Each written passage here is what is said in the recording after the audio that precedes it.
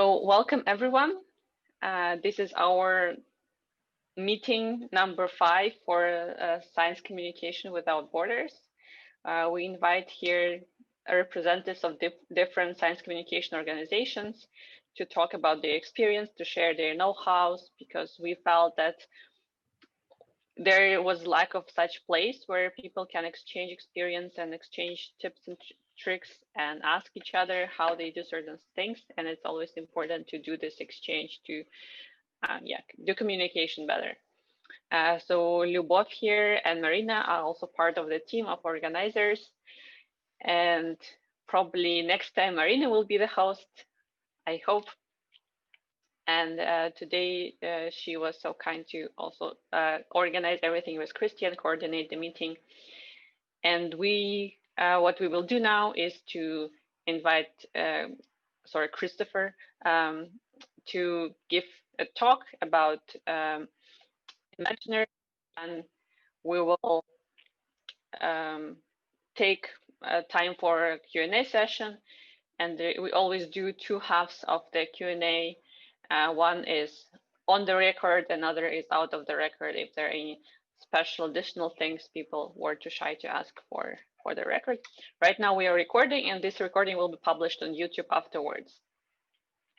But Christopher, in case later on you need to edit, just let us know. We can also edit video before publishing if there is such a need.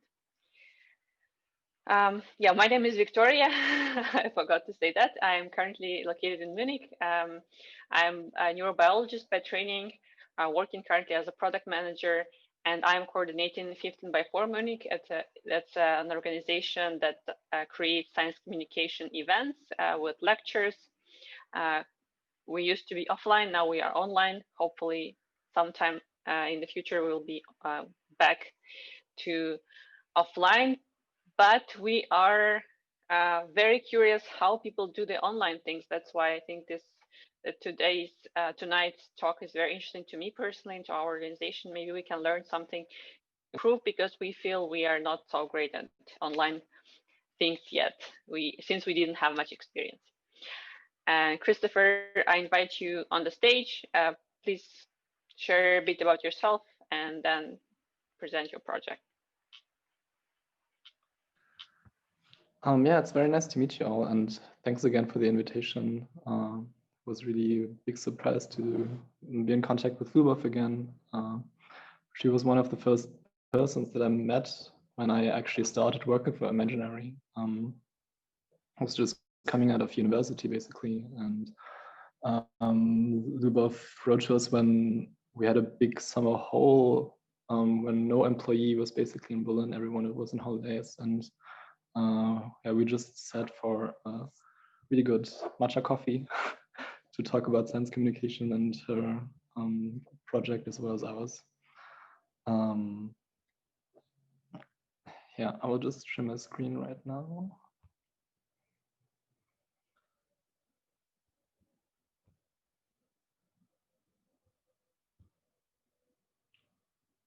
Okay, and this is my presentation. I will mainly talk about the 𝗕𝗍 exhibition, because the 𝗕𝗍 project is also what made me become a part of Imaginary. Mm-hmm. And I will also talk briefly about how we changed the format actually from a physical exhibition to a virtual one, and how we plan to continue on our journey with this exhibition, because COVID-19 has done so many projects so hard to plan, and there's a lot of uncertainty still, but I think we will deal with it just fine. Okay, so just a few table of contents. I will first talk about. Do you want to make it full screen, maybe? Sorry for cutting you. Maybe you can do the full screen, that it's a bit better visible if you press present. Oh yeah. Yeah, perfect. Thanks. That's better. And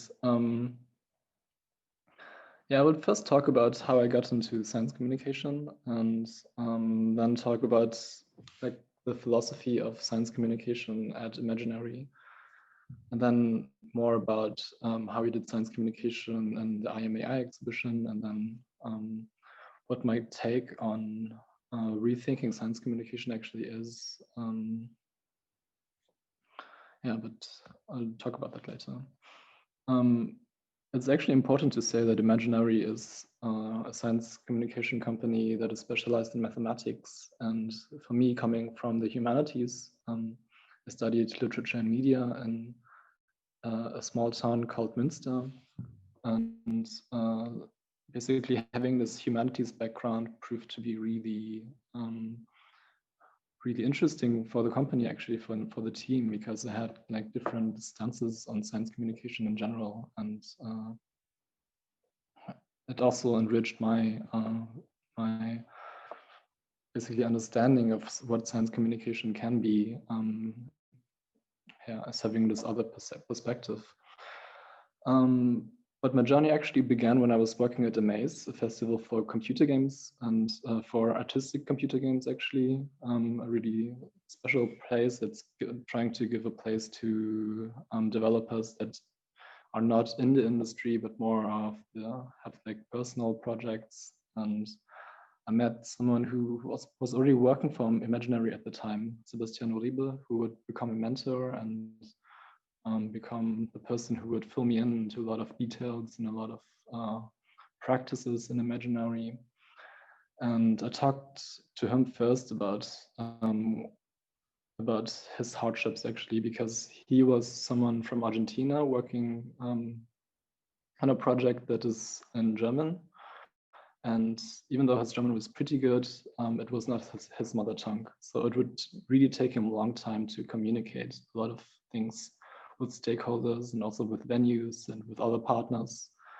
And I was telling him, yeah, maybe I can help you with that. And it was like, okay, send us an application. And so it happened that I had a job interview in May 2019.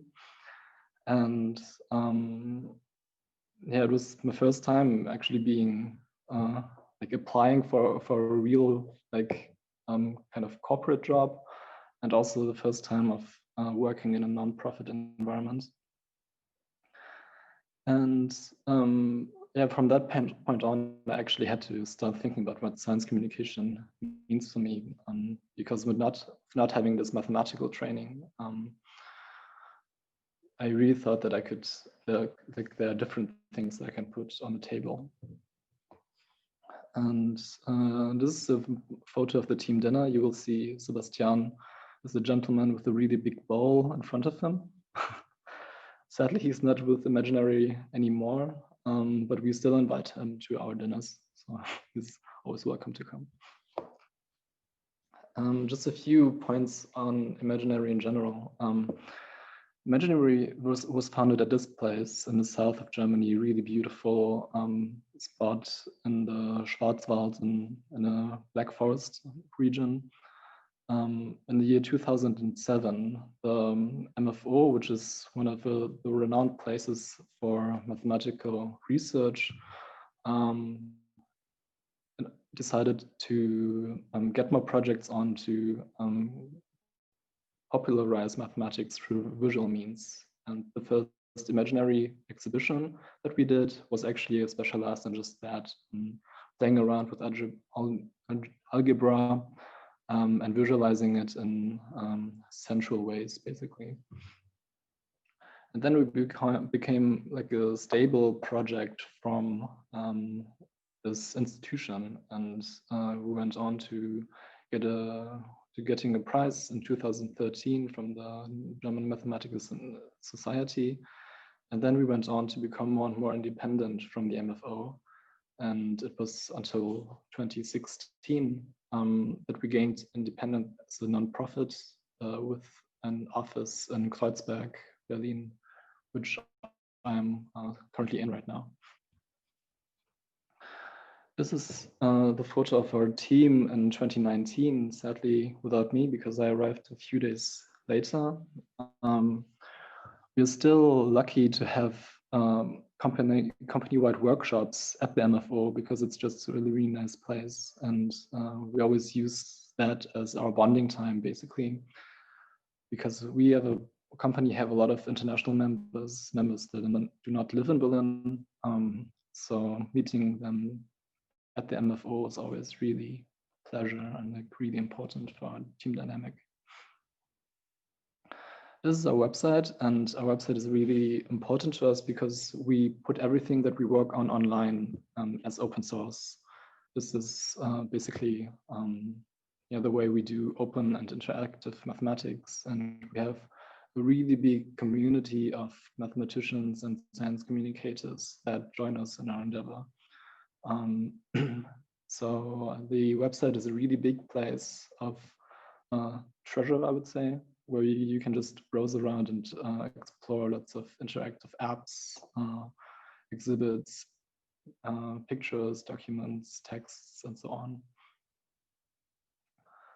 And we have this principle, basically, that because we have everything that we work on online, that we invite people to create their own exhibitions with the things that they find online. And we will help them set them up, set up the exhibition, maybe set up the hardware and software. And basically whoever is interested or inspired by things that he or she finds on our site can just use them. So it happened that we started a lot of different exhibitions around the globe, some with our direct influence, some organized by us, but some are also organized by our chapters, by our partners or community members from Imaginary and these different countries.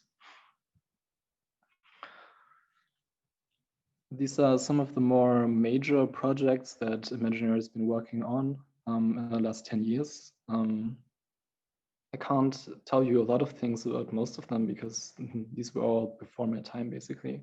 The ones that I've been working on are the 3 projects in 2020. So basically UNESCO's International Day of Mathematics that we cooperate with the IMU and UNESCO to basically coordinate global events happening on the same day, all entitled to mathematics, or all dedicated to a topic. And last year was the topic of mathematics is everywhere. I think this year's topic will be mathematics for a better world. And yeah, we basically create the website, and we are in contact with every organizer of an event. 2020 is also the year where we have the AI exhibition, of course, and the thing that we're working on right now is a 10-minute museum on the climate crisis. I can tell you more about the project later if you're interested. But basically, having this climate crisis project for me is like really interesting because it actually speaks a lot about what science communication can be, because we all know that the climate crisis is one of the most pressing issues and one of the most relevant topics for science communication in general. Okay, now I'll come more onto the project of IMAI. This was our team. Andreas Matt, who was our CEO, only worked in the project a little bit later. Christian Stussack is one of the head developers. 𝗕𝗏𝗄𝗵𝗔, my mentor, who started the project and got me on board. Katrin Unterleitner is also got the project management after 𝗕𝗏𝗄𝗵𝗔 when he left the company to pursue other jobs. Eric Landates was a software developer that did some exhibits himself, and Bianca Violette did a lot of communication work and coordination work as well. I want to share a timeline with you, and for that I have to exit this page. Yeah, because I have it in a different format. And yeah, I'll show you right here. So May 2019 was actually when we started with the exhibition. So just the month where I arrived, basically. And it was only Sebastian working on it alone for the time being. he was looking for venue partners because we were contracted to find 3 venue partners in 3 different counties of Germany, basically. Then he started a call for participation to gain artistic and scientific partners from our community as well as external partners. And what was really important actually was that he went out to visit different AI exhibitions to see what was made before us. So where could we kind of develop our own focuses, and where could we actually also gain partners from other exhibitions with maybe exhibits that were already finished. And this proved very fruitful in the case of 𝗕𝗏𝗵𝗺𝗀's, where we had several like inspirational exhibits that really inspired us in our own work. And for us, it was actually also clear that our approach to communicate the mathematical basics of AI was not so much done actually at the time. Until today, when you see AI exhibitions, it's usually about art and AI or culture and AI. But it's much less popular to show the mathematics behind AI or the scientific concepts behind AI. And then the following months we went into production. That was actually what I did at Imaginary. I reached out to carpenters, to scenographists, to designers, and communicated our mood boards and ideas that we had for the exhibition. We could already fix the first exhibits by then, and what was really important actually was that I and Sebastian did these estimations of costs month by month, because we didn't know at the time how many exhibits we could really have at our finished exhibition. And we needed to calculate basically every month how we're going to show the exhibit and with what hardware and so on. Then the software development started, and this was really a lengthy process. Because we had a lot of different projects that came butting in all the time, and developers were coming from other projects as well. And when developers are sometimes interrupted in the development process, it can be very tedious on their side to get back to the software development. And the good thing though at the time was that we could finally say which our core exhibits were. So we made a few exhibits on reinforcement learning, speech recognition, number recognition, neural networks, and so on. And they have all taken shape until today. Then with the first prototypes in the back, we organized a prototype exhibition at the Museum of Future, which is called Futurium in Berlin. That recently just opened a few months before we had the exhibition there. And that was really valuable because working with software is always connected to having a lot of bugs or compatibility or usability issues or interfaces that are not so intuitive to some people. And after that, we tried to take the feedback and rework the exhibit just as nicely as possible to make them ready for the exhibition. That was in 2 months, 2 months later than that, actually. And that was also the time where we started building the exhibit cases. So we had different furniture for every exhibit, to each their own, basically. And it basically had a scenography already planned out. And where to organize logistics and setup. And of course, that would all kind of be in vain a bit, because that was also the time where COVID happened, and we didn't really know how to handle it at first. We were all pushing to still be ready for exhibition in April. But then, yeah, the German government basically announced that we can't do that. And the pressure in our team sunk to basically zero in a few days, but it was really adventurous times, so you can all assume. But basically, to make up for the missed launch, we had a virtual launch that included some of the exhibits that were exhibition ready at that point, and we could have them as we could have certain exhibits as interactive apps that would play on normal computers and also normal smartphone computers. So basically the more simple ones. And we decided for a concept that we would call trails. So basically a wall of explanatory text and apps between. So you would read a bit, then play with an app, then read a bit more about the concept, then play with an app a bit more, and so on. And we would also program an interactive guide that would talk to you if you would activate it.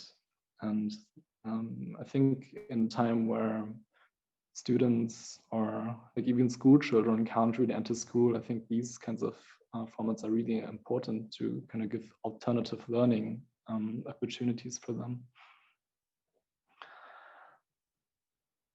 And all in all, I think the virtual exhibition was a really big success because we gained a lot of attention from different institutions like the Goethe Institutes that approached us to organize different workshops in over 30 countries that were a bit like different in the public address. Basically, there were a lot of German speakers that wanted to now learn German through this AI methodology and basically learn something scientific while learning German. And there were also these STEM workshops that we did independently from the Goethe Institutes, but also mainly targeted at school classes. And yeah, but also like most people did over Zoom or other virtual meeting platforms. So what we decided with the real exhibition was just to postpone it to the Mainz and Heidelberg. The venue that was supposed to be the first one is now pushed to be the second one. We're really close partners with the Mainz, and they currently have our last exhibition on the mathematics of music still in. So it was really complicated to push the exhibition date to a later date. And the 𝗕𝗍 University in Jena, we already signed a contract with them before COVID happened, and we were lucky to have like a later date, May, I think 2021, is a good date because we can see how the pandemic develops. Right now, it's not really predictable, but we can plan ahead. Okay, and with that, I'll go to the presentation again.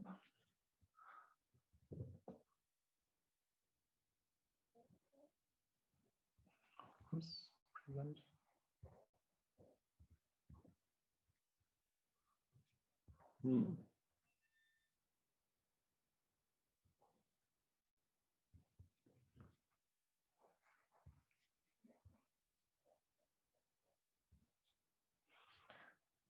Okay, if you want to check out our virtual exhibition, this is the link. I think it's also in the description of the event today. It's basically just i-am.ai.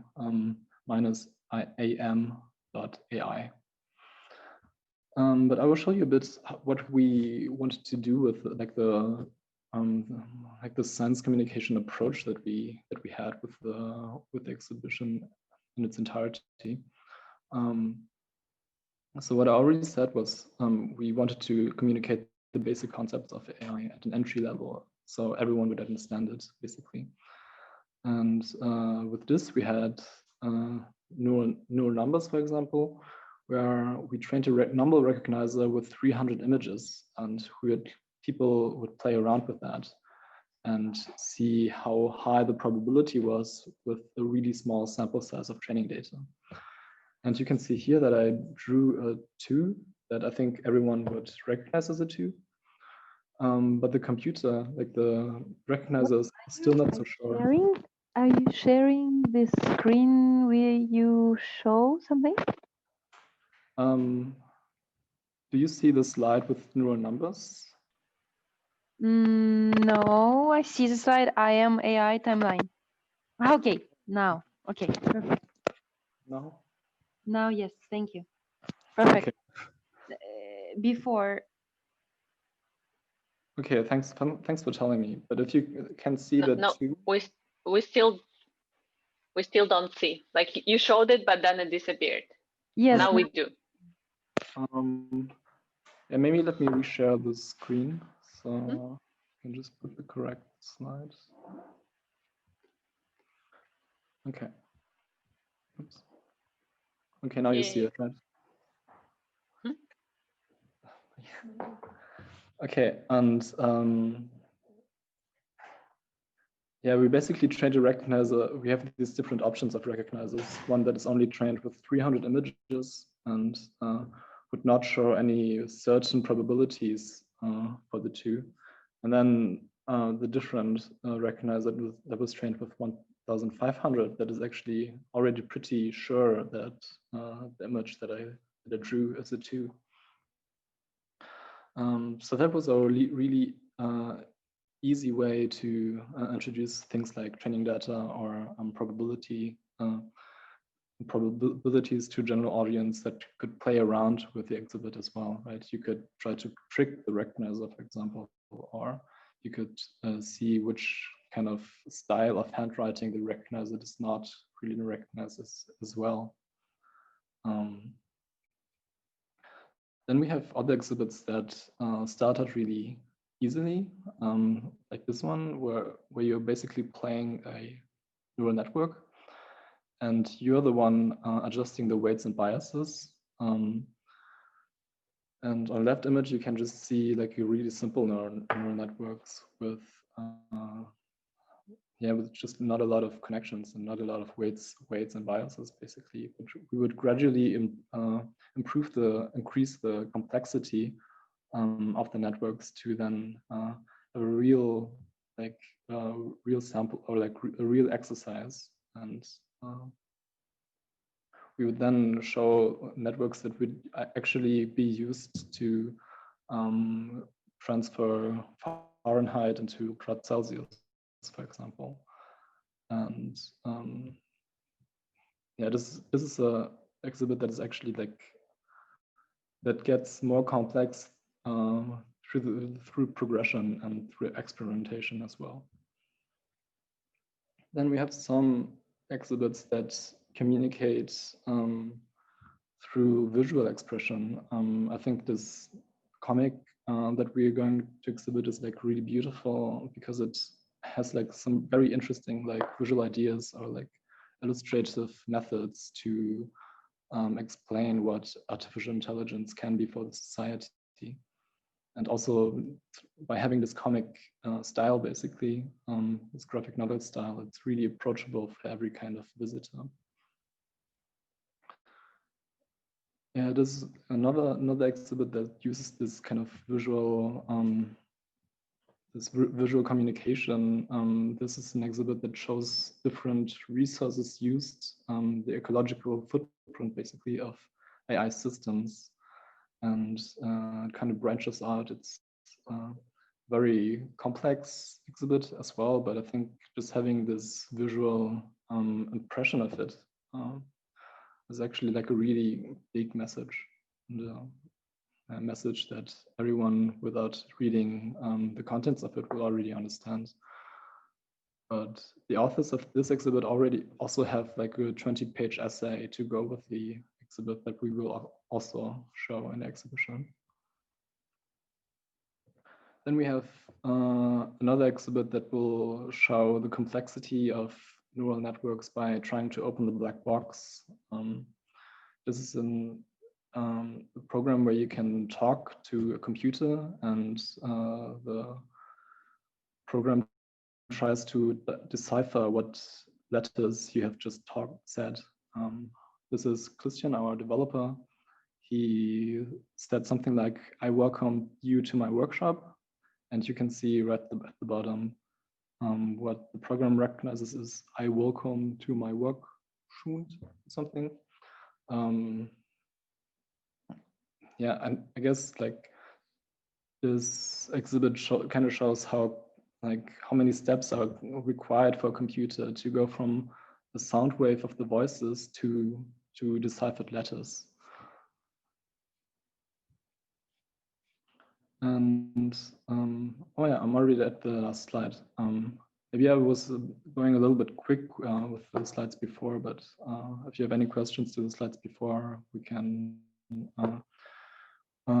yeah, just ask them in a minute. I'll just wrap things up by talking about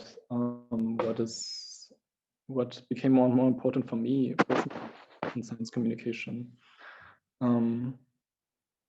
I think now working on climate science and dealing with all these connections with politics, I think science communication should,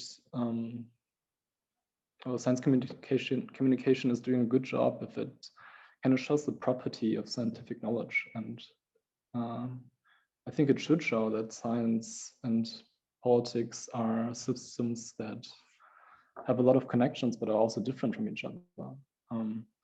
It is often said that science produces facts, but I think that's a wrong way to look at it, because you know, through the scientific history, that scientific knowledge has always been altering and has always been differing through times. And so I don't think that we should really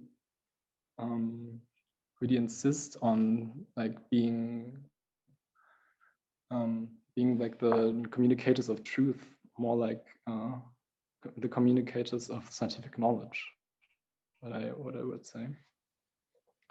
And the discussion that we have a lot in Imaginary is actually how can we get away from the concepts, like from the raw equations of mathematics, more to something that is maybe more treeful or maybe more broad as well. So what should we actually focus on in our communication? Should it be the theories of science, maybe also the methodologies of science, maybe the research tools? Our current project shows us that research tools are also very super interesting actually in a discipline like climate science.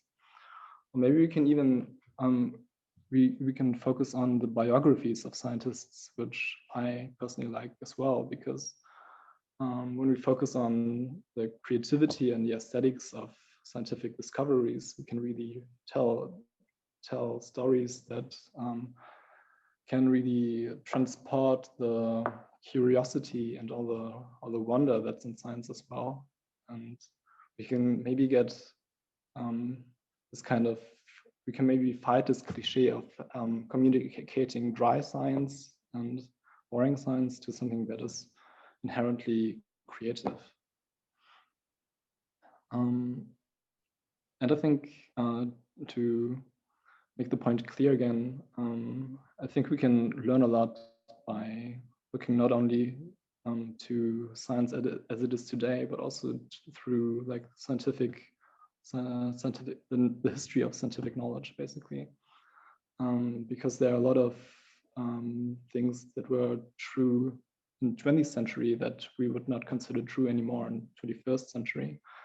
And to kind of have this in the back of our heads and to tell the process of gaining knowledge basically as an unfinished one, and one that can never come to completion. I think it's really valuable. And with this, I think we can really show the differences between what scientific knowledge is and what common knowledge is, or political knowledge, and how these systems really work together. Okay, so that's my last slide, and thanks for all your interest and thanks for listening to me. I'll be happy to answer your questions. Well, thank you very much, Christopher. And I was just trying to find actually the exhibition, and the one which you had and had one question to the previous slide. Maybe we can come to the question. I mean, to the one, yeah, here. Can you explain a bit more? What is the input here? Yeah, the input. Our developer just said, "Welcome to my workshop," and what you won't see in the image here, but what you actually would see in the exhibit was that the program would start with sound waves and then convert the sound waves into a spectrogram. So basically composition of the pitch and so on. And then the neural network would analyze the spectrogram to see which probabilities of the combination of letters would be most probable, would be highest, basically.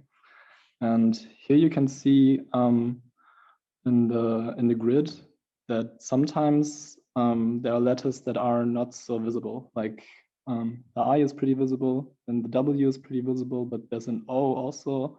That means the network is not so sure, actually. There's also an E, which would have been the correct answer. Like welcome is spelled with an E.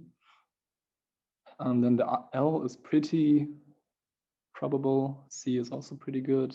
O, M, E. Yeah. So it basically made a mistake just saying O instead of E. And we don't really know why it made the mistake, because still it's a black box, but maybe it's from the training data that it had a lot of words that would use WOL or something, like wall, maybe work, or war, yeah. And maybe it was insufficiently trained with the working with the training data that would use WEL or something. Thank you. No problem.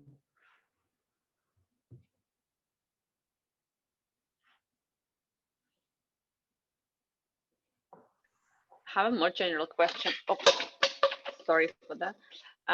How does it work in the museum? How do you come up with the ideas for exhibits or the whole exhibition? Do you start from a whole exhibition kind of big picture and then try to decide what will be the elements, or the other way around?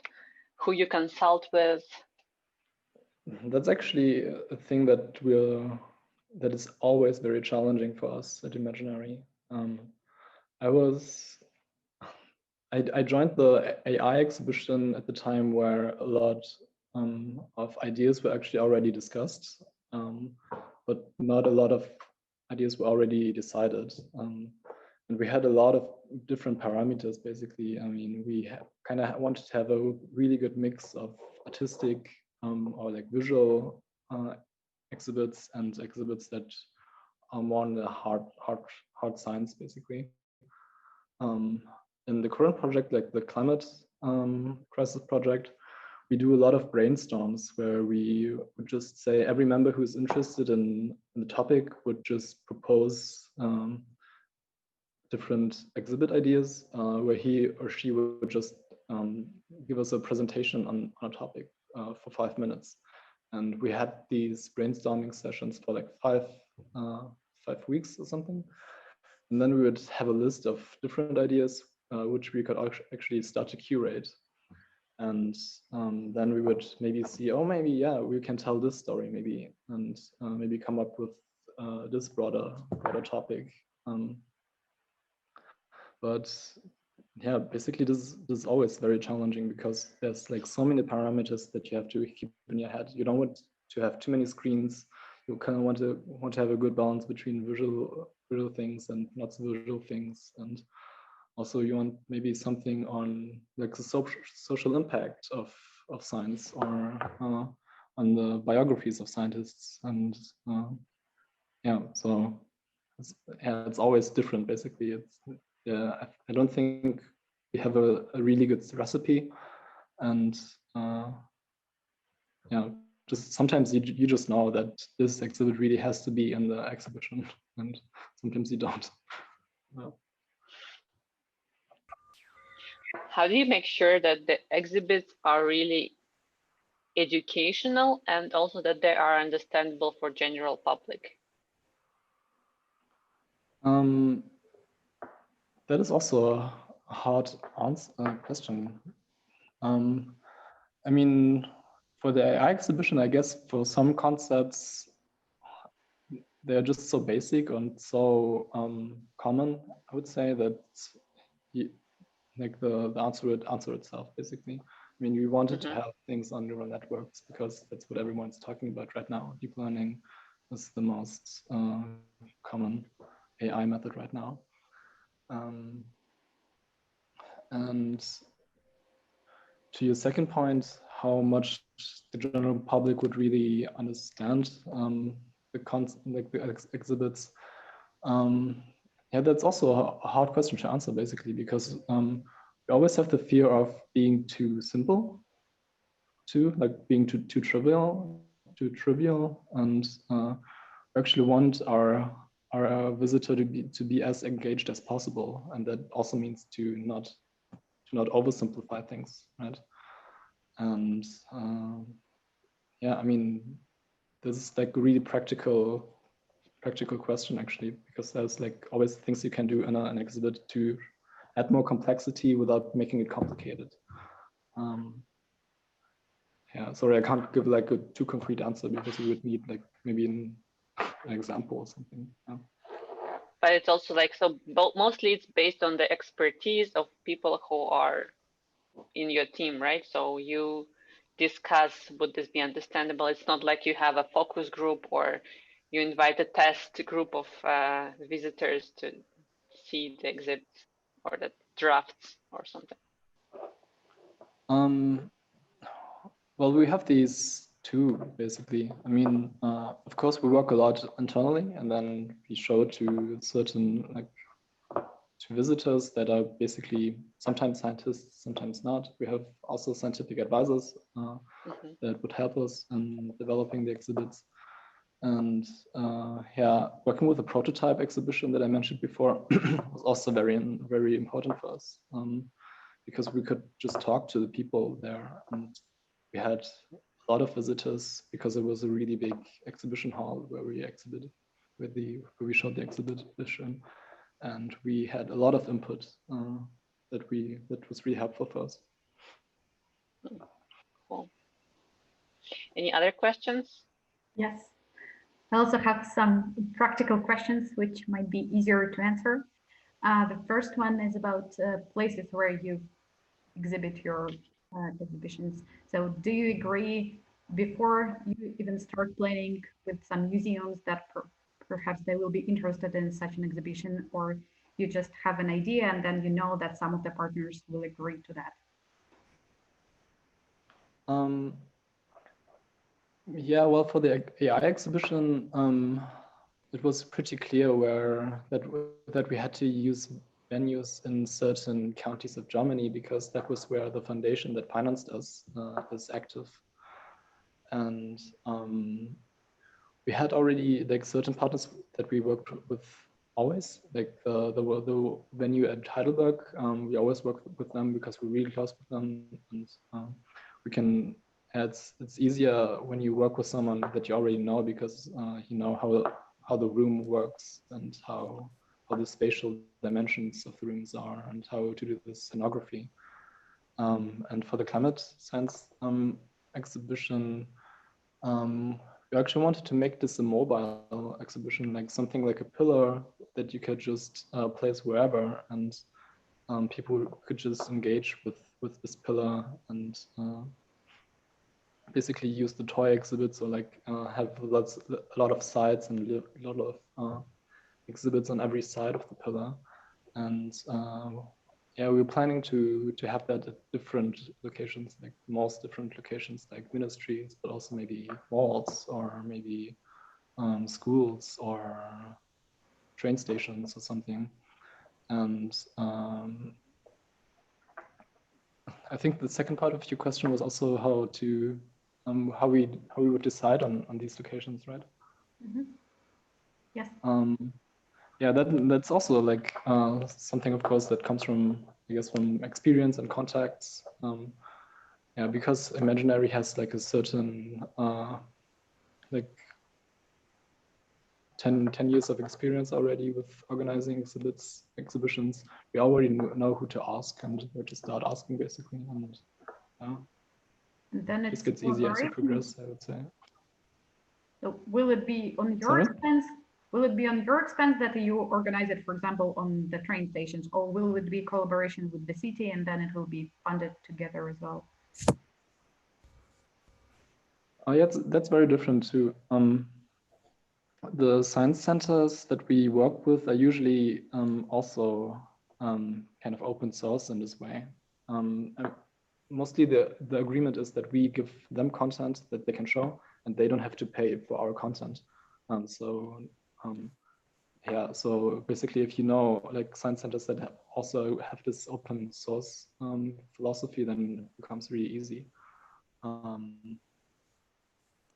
Yeah, but I think a lot of science centers tend to do that. Yeah. Okay. And the second question about how do you call for participants? You mentioned that you called for artistic and scientific participants. How do you distribute the call? How do you reach out? And then also how do you select, for example, if you have too many volunteers, how do you select those who to work with?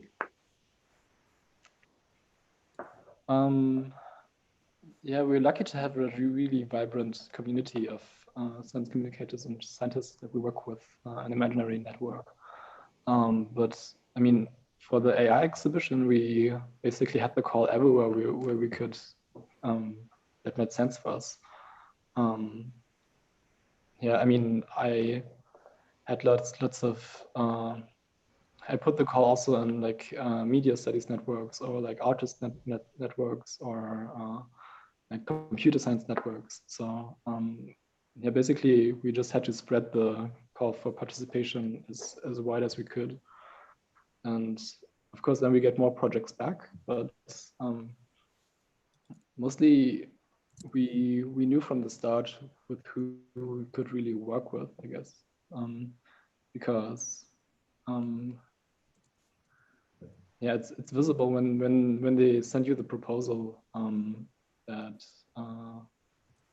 yeah, that they have this idea for an exhibit, but it wouldn't really fit with the other exhibits, or like it wouldn't really fit into our style of doing things. So yeah, that was how we decided, actually. Thank you. And I also had one question, Christopher.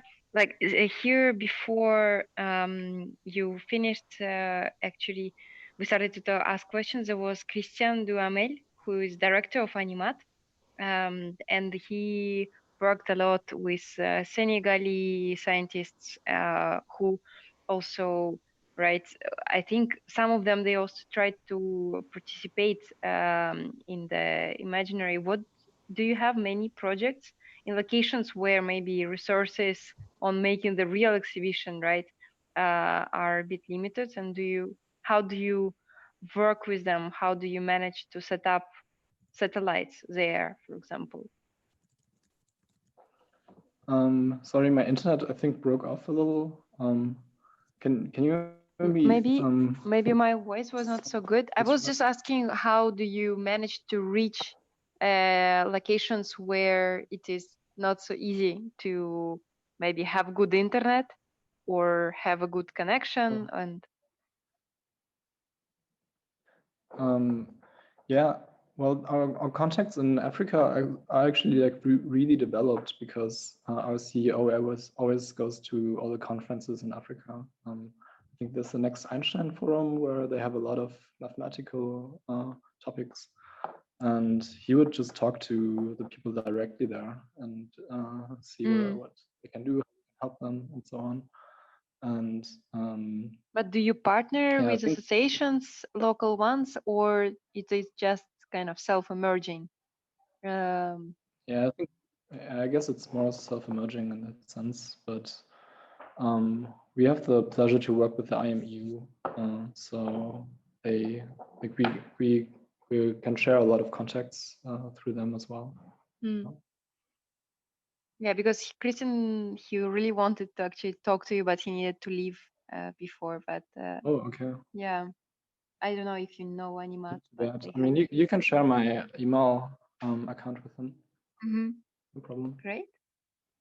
There is one more mathematician here, actually, Olga, who joined also, and I don't know if she can talk now, but yeah, we will have more mathematicians presenting, I guess.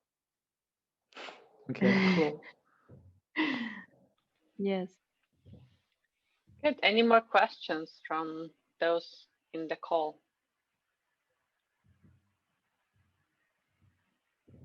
I'm curious about your experience with shifting from this offline format to online. Is there something that you think you learned?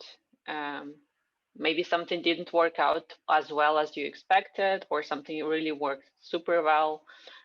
Some kind of this special transferring experience.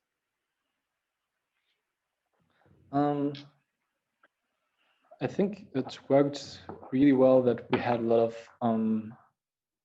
because we have so much experience from our developers, so they knew which exhibits we could use and which would really work in a virtual setting, or like a setting that you could access with your smartphone as well. So really props to them for organizing it. And what else? Yeah, I think we're all really happy with the project because it was also for us an experiment. We had never done like a virtual exhibition before, and I think this mix of text and apps was something that we could elaborate on in the future as well, because yeah, I think that's really needed in science communication as well, to not only like play around with the apps, but also have the explanations in a way that where what you're playing around is being reflected instantaneously through the text. It was a really good format that worked greatly. No? Cool.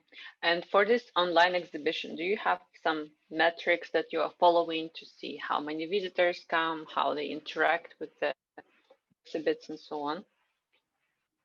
Yeah, we do have those, but I actually don't know that much about it because someone else is doing all the CEO optimization and metrics. Yeah.